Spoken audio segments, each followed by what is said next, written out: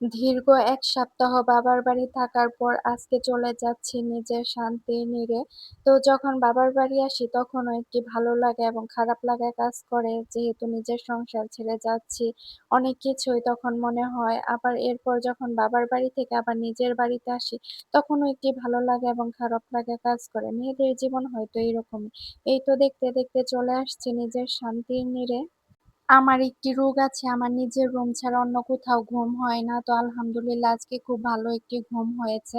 তো এই তো ঘুম থেকে উঠে সবার জন্য নাস্তা বানাতে চলে আসছি। তো এই তো আমার আজকের পর থেকে প্রতিদিন এই রুটিনেই চলতে হবে। আবারও এই কিছুদিন তো বিরতিতে ছিলাম।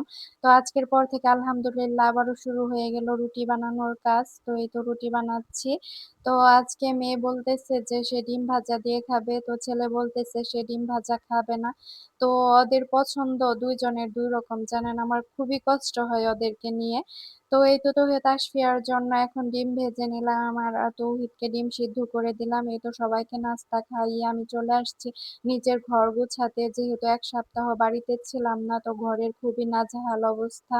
তো এই তো একে, একে সবকিছুই গুছিয়ে নিচ্ছিলাম, ঘর মুছে নিচ্ছিলাম। এরপরেই তো জামাকাপড় ১ সপ্তাহ বেরিয়ে আসছি। তো সবগুলো সবার ৩ জনের জামাকাপড়গুলো আজকে ধুয়ে দিলাম। যেহেতু ১ সপ্তাহ বাড়িতে ছিলাম না, তো বিছানার চাদরসহ ঘরের সব জিনিসপত্র আমি ধুয়ে মুছে নিয়েছি। এরপর আবার আব্বা দেখি বাজার থেকে অনেকগুলো ছোট মাছ নিয়ে আসছে। তো আবার মা এদিকে মাছগুলো কেটে নিচ্ছিল। আর সবজিগুলো আমাকে দুপুরের জন্য সবকিছু কেটে-কুটে দিচ্ছিল। যেহেতু আমি ঘরের কাজ করতেছি, তো মা বলতেছে, "তুমি ঘরের কাজ করো, আমি এদিকে সবকিছুই গুছিয়ে দেই। তুমি শুধু এসে পরে রান্না করো।" তো এদিকে আমি সব কাজ গুছিয়ে রান্না করতে চলে আসছি। তো এরপর দেখি আদা রসুনের পেস্ট নেই। এরপরেই তো আমি ফ্রিজ থেকে আদা রসুন বের করে ছিলে নিচ্ছি। আমি আদা সবসময় ডিপে এভাবে সংরক্ষণ করে রাখি। যখন লাগে তখন ছিলে নিই। খুব সহজে এভাবে আদা ছিলা যায়। তো এই তো আমি এগুলো সবকিছুই গুছিয়ে রান্না করতে চলে আসছি। তো আজকে আমি শাপলা রান্না করব। এরপর মুরগির মাংস রান্না করব, ধুমরা দিয়ে ছোট মাছ দিয়ে রান্না করব।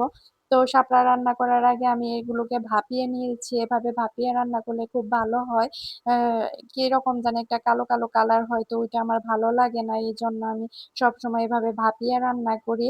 তো এরপর আবার মা দেখি বৃষ্টির জন্য অনেকগুলো কাঁঠাল বিচি বের করে আনছে। তো বলতেছে যে যেহেতু বৃষ্টি হচ্ছে কাঁঠাল বিচি ভাজি খেলে অনেক ভালো লাগবে। তো এই তো মা এদিকে আমাকে কাঁঠাল বিচিগুলো বেছে দিচ্ছিল। তো এরপর আমি রান্না শেষ করলাম। তো এই তো এখন আমার রান্নাগুলো প্রায় কমপ্লিট। রান্না কমপ্লিট করার পরেই তো চুলায় আবার কাঁঠাল বিচি দিয়ে দিয়েছি ভাজার জন্য। তো আবার এদিকে মা বলতেছে, "কাঁঠাল বিচির সাথে চালও ভেজে দাও কিছু।" তো এরপর আবার মা চালও নিয়ে আসছে।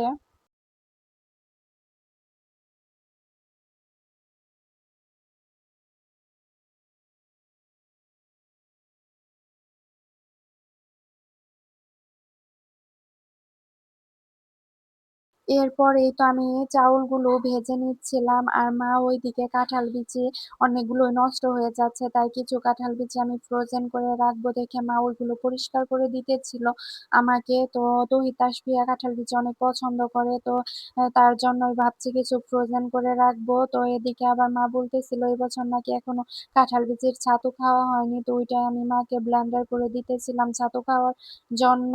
এরপর আবার বিকেলে একটু তৌহিদ তাসফিয়াকে নিয়ে বের হয়েছিলাম কিছু কেনাকাটার জন্য। এরপর বিকেলে যখন বাসায় আসি তখন তাসফিয়া আমার কাছে খুবই একটি সুন্দর জিনিস হাতে দিয়েছিল। তো ফার্স্টে আমি এটা নিতে চাইনি। এরপর দেখি না মাশাআল্লাহ খুবই সুন্দর।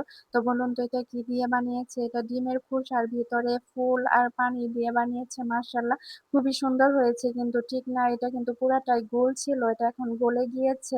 তো আজকের ভিডিওটি এই পর্যন্তই। দেখা হবে অন্য কোনো ভিডিওতে। সবাই ভালো থাকবেন। আল্লাহ হাফেজ।